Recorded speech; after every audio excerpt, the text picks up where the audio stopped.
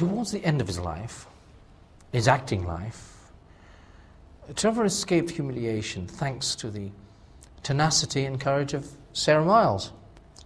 Sarah and Trevor had been together in Ryan's Daughter and had formed a sort of an attachment there. She admired him greatly.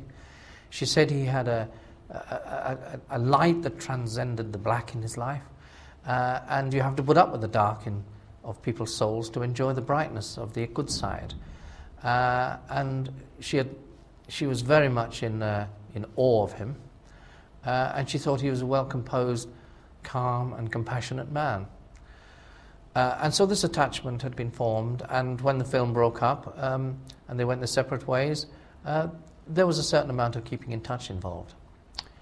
Then in 1987 they were cast in another film together called White Mischief.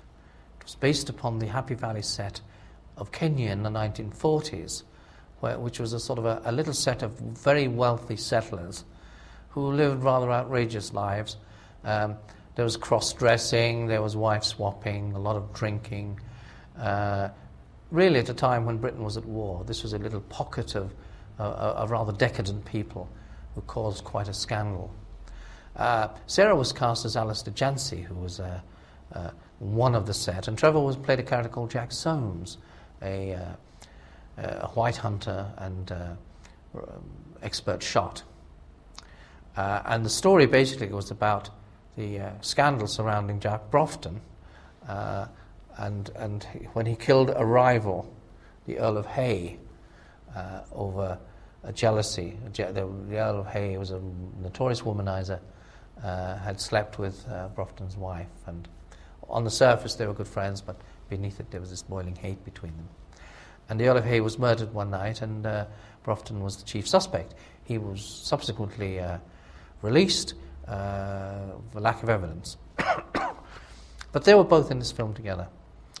Trevor travelled out, had a few too many drinks on the way out, wasn't in great condition for his first setup, which was at Nairobi Station, where he was supposed to meet Brofton when he arrived with his new wife to Kenya.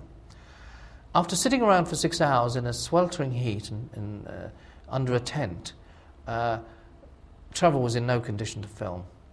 And the results were very disappointing as far as the director were concerned. Now, they had previously said to Sarah, if we hire Trevor, do you think he'll hold up?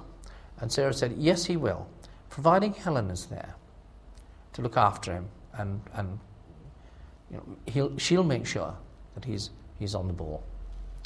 Well, Trevor arrived without Helen, instead in the company of a young man called David Williams, who was his sort of minder and general factotum.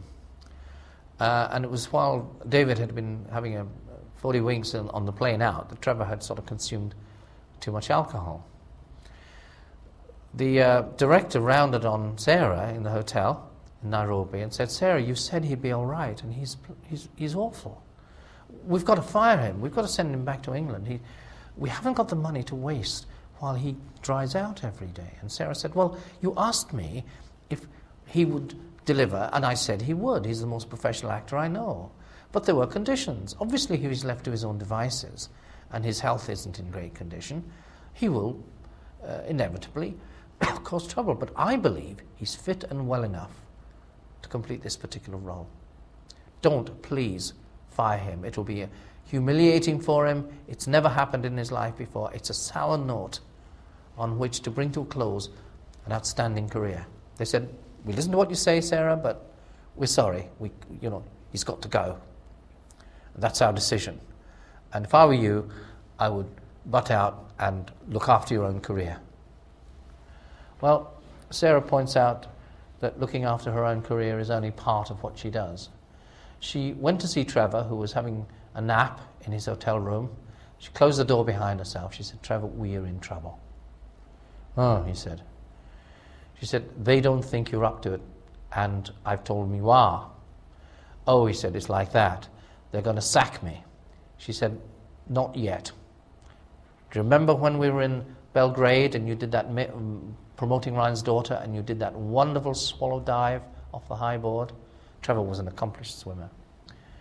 Yes, he said. She said, do it again. Can't. Trevor, do it again. Because if you don't, you're in trouble. I'll stick up for you. I'll be in trouble. For us both, please do it again. Oh, all right. She said, right, put on a pair of trunks. Let's go down to the pool now. They are sitting around the pool. Let's give them a show.